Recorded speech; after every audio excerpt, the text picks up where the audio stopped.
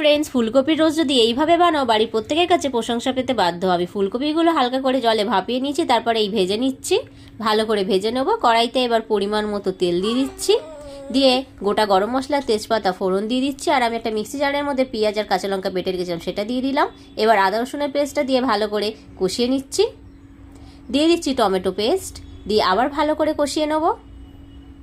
দিয়ে দিচ্ছি ধনের গুঁড়ো, জিরের গুঁড়ো, কাশ্মীরি লাল লঙ্কার গুঁড়ো, দিয়ে আবার ভালো করে মশলাটা কষিয়ে নিচ্ছি।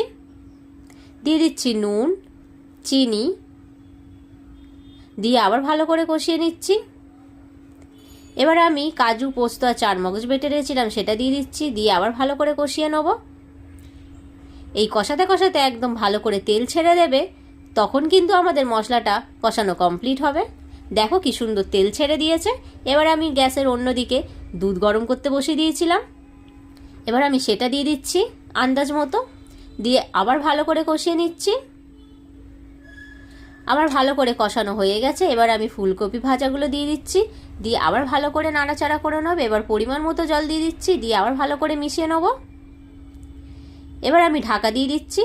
এবার ঢাকাটা খুলে দেখে নুন, ঝাল, মিষ্টি ভালো করে দেখে নেবো। আর গরম মশলার ঘি দিয়ে আমি যতটা গ্রেভি রাখবো সেই হিসাবে নামিয়ে নিচ্ছি। খেতে খুবই ভালো হয়েছে, তোমরাও বাড়িতে ট্রাই করবে। Bye bye.